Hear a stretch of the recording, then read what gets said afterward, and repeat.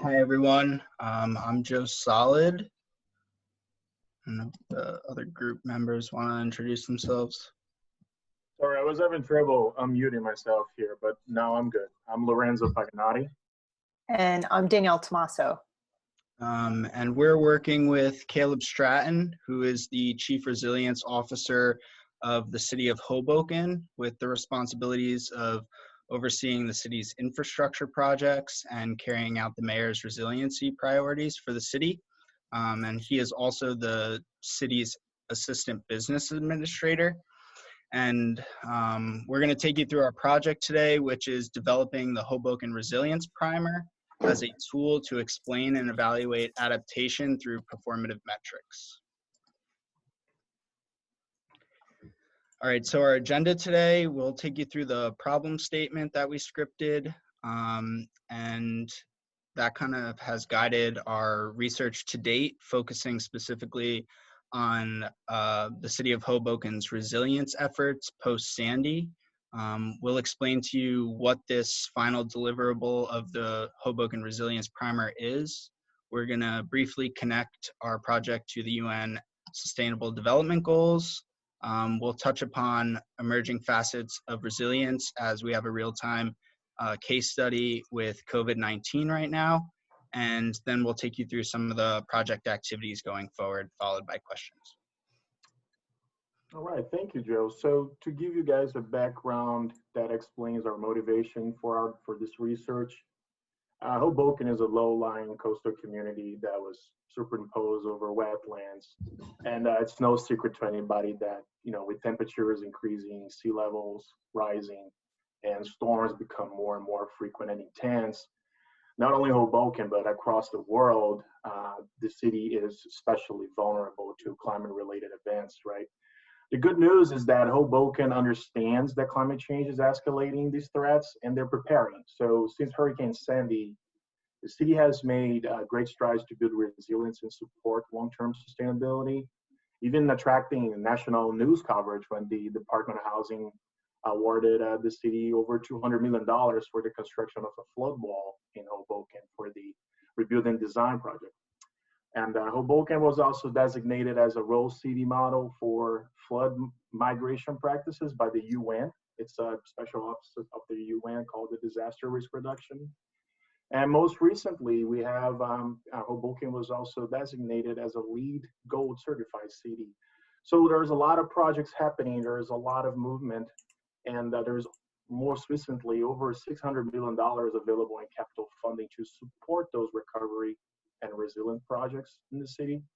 But once you have all that, once you have this money and this momentum going, you also have the spotlight that raises questions as of, okay, how effective are these projects really, and will the city become resilient after they are completed? How much more resilient, and which areas really would this be benefited? And so we wanted to be able to answer these questions through the Resilience Primer. So there is a need to catalog these investments and measure the performance over time. So we believe that with the primer, that will be an effective way to meet this need. And this will act also as a tool to identifying the effectiveness of each of these investments, and as well as expose the areas that need further attention. And now we're going to look into an interpretation of resilience. Thanks, Lorenzo. So before we walk through the details of our project, I think it's important to define what we mean when we talk about resilience. We really like this definition that Sarah Miro and her colleagues proposed after completing a literature review of urban sustainability and resilience research. I think it's worth reading it together for a minute. Urban resilience refers to the ability of an urban system and all of its constituent socioeconomic and socio-technical networks across temporal and spatial scales to maintain or rapidly return to desired functions in the face of a disturbance, to adapt to change, and to quickly transform systems that limit current or future adaptive capacity.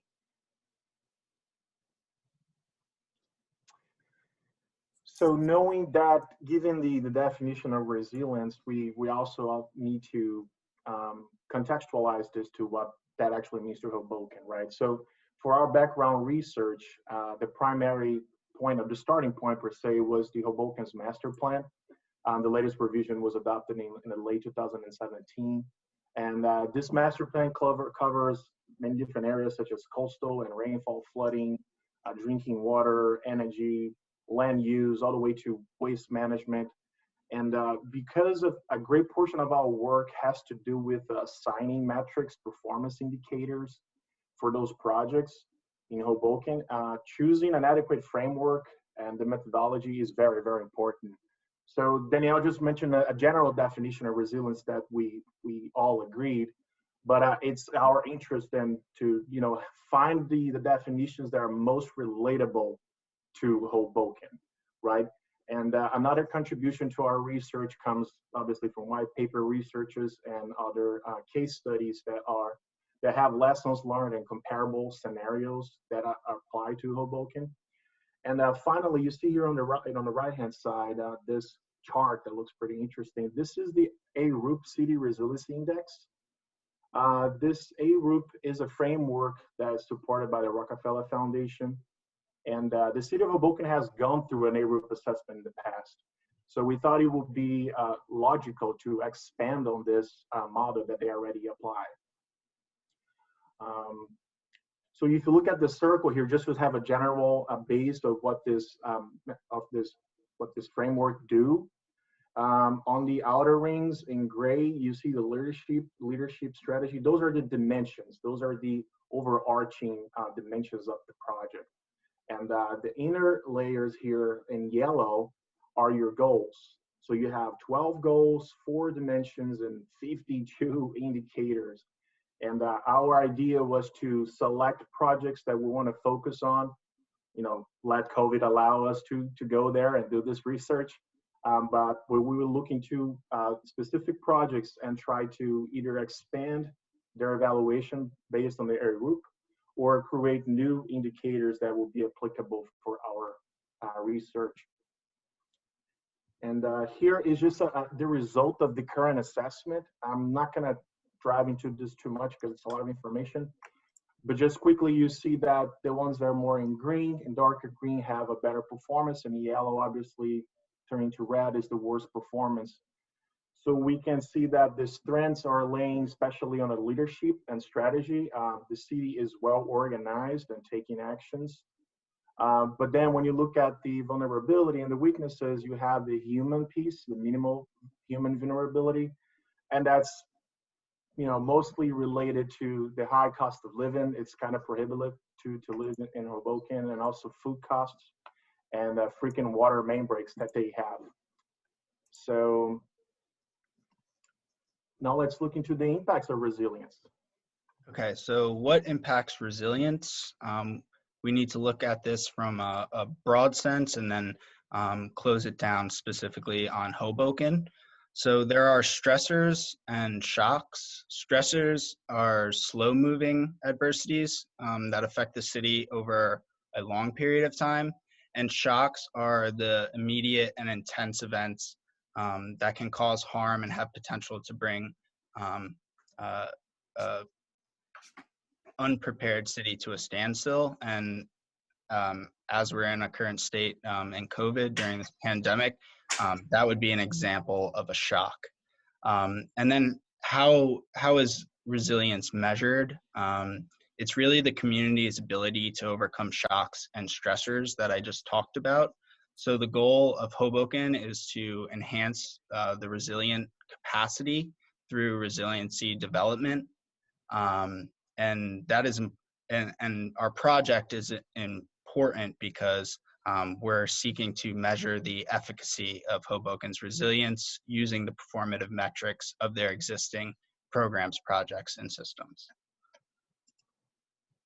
So specifically in Hoboken, we looked at what their current vulnerabilities are. So stressors, the more acute things that happen over a long period of time, can be precipitation due to their lack of impermeable surfaces, sea level rise due to their low-lying vulnerable coast, subsistence due to sinking land, due to the fact that Lorenzo mentioned that the city is built on filled wetlands and the piers of the Hudson River. Aging infrastructure, having old buildings and utility systems. So Hoboken is very susceptible to water main breaks, and things like cultural cohesion due to the fact that Hoboken is mainly a commuter city. So you have people coming in and out very often, and most of the people who live in Hoboken work elsewhere, like in New York City. And then the shocks are things like storm surge and pandemics, currently like COVID. So things that add to that are the location, the geographic location of Hoboken, the high population density, and the fact that it is a commuter city. So if we associate those stressors and factors to the city's resilience goals that have been established with the master plan and with the resilience plan that they put in place, they also put together this diagram, which has to do with an approach. It's a system thinking approach that they have that associate all the goals, initiatives, and indicators. And because in essence, none of these activities, those initiatives that are put in place, exist in a vacuum. Once you accomplish something, for example, power security through the Madison substation project that elevated a substation after it got flooded, this will impact different areas of the whole resilience aspect of the city. So if you notice that sort of highlights the importance of acting on areas where you have control, right? If you can mitigate the risks that are in the first order, risks that you can't control, you're gonna sort of prevent the ramifications of the second, third order that you can predict and you can much act. So if you're able to connect these dots and have certain types of loops and have the systems thinking approach, you'll probably be more successful by studying those initiatives and make sure that they are successful. So just quickly, because I know we're running out of time, I just want to point out that as part of our capstone, we're preparing 2 complementary deliverables.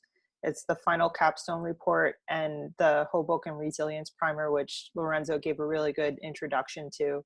So again, this primer is a resilience-focused indicator plan, similar to the plans that we reviewed as part of Hillary's Cities and Sustainabilities class, which I think we've all taken. Joe and Lorenzo already touched upon the major questions and issues we're going to investigate and how they fold into the city's resilience planning. I just want to point out that we really hope that the primer will ultimately serve as a tool for city leaders to use to help with their decision making and planning. And a lot of what we're doing complements the UN's SDGs, specifically these 3 goals related to building resilience, infrastructure, and communities in the face of climate change. And it's not just climate change and infrastructure that we're looking at, but of course we can't ignore the current COVID pandemic and its effects on social and economic resilience and also disaster response. Caleb suggested that we consider how COVID folds into the social and economic facets of resilience, which is something Joe, Lorenzo, and I have been thinking about, and especially because hurricane season is starting on June 1st, and we're interested in seeing how the city prepares for overlapping disasters. So Joe, if you could walk us through our future work. Yeah, thanks, Danielle. So what's our summer and next semester going to look like? When we're done drafting this background information that we've spent this semester conglomerating, the goal is to develop case studies on Hoboken's existing resilience projects and compare them to global resilience projects throughout the world. So on the bottom right, you can see this landscape. That's the Southwest Park in Hoboken, which is a 1-acre resilience park that combines passive green space and flood mitigation to meet the neighborhood's needs. And it's the first of its kind in the state of New Jersey. And the city is also now in negotiations to acquire more land to build the park out. So that's the importance of developing the case studies and applying the metrics. So once we pick the case studies of the existing resilience projects that have been implemented throughout the city, we're going to apply the City Resilience Index by selecting the pertinent indicators that fit the specifics of each project and apply the performative analysis of Hoboken's resilience through that. That eventually will be used as our way to make suggestions for future resilience projects from the efficacy and lessons learned from the existing developments that Hoboken's done. And the goal of the primer is not only to have a benchmark of what Hoboken has done to date and how effective it's been, but it's really to offer that last piece of opportunities for growth for the future. Like we know, climate change and things like this are very dynamic ideas. So the point is to stay prepared and continue to develop your programs, your plans, and your projects so that you can be successful throughout the future. And the last piece is conceiving the Hoboken Resilience Primer, which will have all of this information included, including the assessments with the using the indicators. And really the goal is to have this as an educational tool, not only for specific stakeholders, but for other communities that are trying to implement resilience into their work, into their neighborhoods. So that's about it. And thank you for listening, and any questions or comments would be greatly accepted. Thanks, team. I know Kevin has to drop off the call at 6:30, so I'm going to defer to him for questions and comments first, and then we'll go to Jen. Sorry to have to run. This is a really interesting project. I mean, I'm definitely will be happy to see what the next steps are. Building or creating a resilience index is going to be a big challenge because there's just so much different stuff that can go in there. And a lot of it will end up, I mean, it often seems in papers, people end up measuring their conclusions or, figuring the measure based on their conclusions. So it'll be interesting to see what you guys do with that. Thank you. Jen, do you have questions or comments? No, I sort of agree with Kevin. This was really dense and beautifully organized and all this stuff, but I need to go back and unpack it and read it on my own time to understand better. Because it looks like you guys have a really clear path for what your goals are.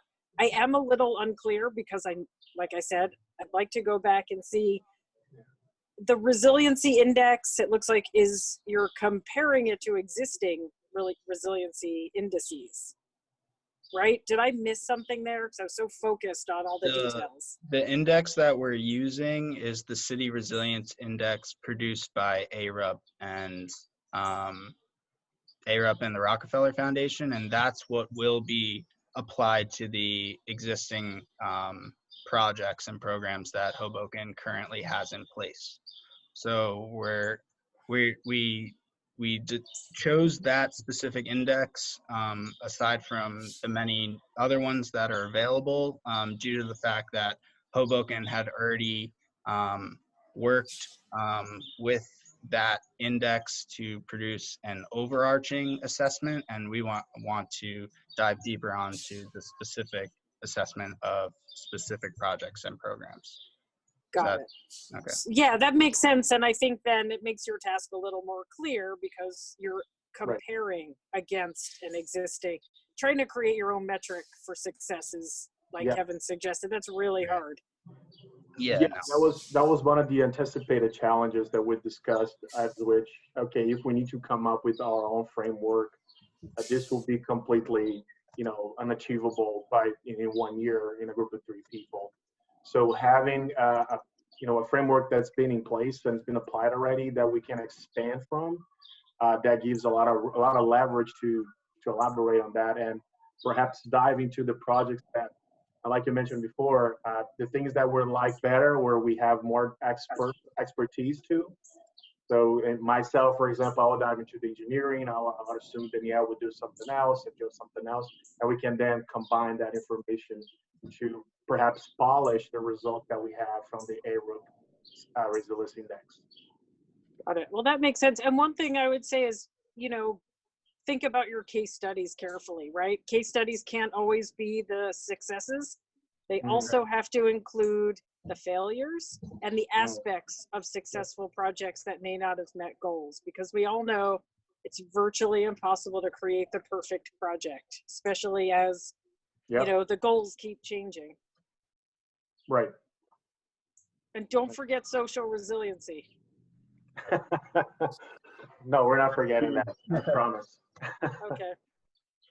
So just a word to thank you for this this really well-developed project. I think, it's interesting for me to see how the city has created these different tools from the ARUP framework, which I'm familiar with from way back. This is something that they go through this exercise with many cities, and it's a very productive way of working. And having the index and relating it to the SDGs, I think really sort of takes all of these pieces and ties them nicely together.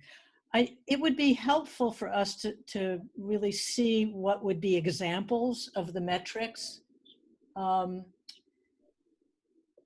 if you could just give us an example of what those metrics might look like. Are they qualitative, quantitative? It would give us a little bit more of a window on where you're going. Okay, thank you. Did you want that now? That's something we haven't really dived into yet. Yeah. So it's a little new to us. If I can hop in real quickly, so working Let with the expert take it away. So if you look at goal 1, flood risk reduction, 84% of the city of Hoboken flooded during Hurricane Sandy, and one of the big projects, Rebuild by Design, is going to reduce flood risk to 76% of that area. So if you go into the subsections, every one of the subsections will look at, so for Rebuild by Design, what percentage of the city is removed from the coastal floodplain? 1.2 is how many thousands of gallons are the green infrastructure projects securing outside of our sewer system, which we're up to 1.6 million. How many million gallons per day do the wet weather pumps, and are they effective against? So every one of these subsections, so 2.1 PSE and G, how many substations have we allocated, and have any of those flooded? So there's a, what have we done, and how effective are those strategies to actually reaching the goals that we have? And that's kind of the data points on all those things are what we have to aggregate over the second half of the project. Right. No, that's very clear, and that makes a lot of sense to me. And so this really will be a template that other cities can utilize. They can, I think that it's a template, but it has a lot of flexibility. So we would see other sub goals developed by each city according to what their vulnerabilities are. Correct. And Hillary, I don't know if you remember, but when our group did our capstone in it was like 2012, we did it for the sustainable indicators for the city of Newark. So to my knowledge, there hasn't been a ton of groups that have put together resilience indicators. So I thought that's why these guys are well suited to the task. So. No, it's a fantastic initiative. I'm very excited to see it. And so, look forward to your final presentation, and It's just too bad that you can't get out there in the field. The hope is to do some site visits, but we'll see how that all plays out in the future. Yeah. Thank you. Thank you. Thank you.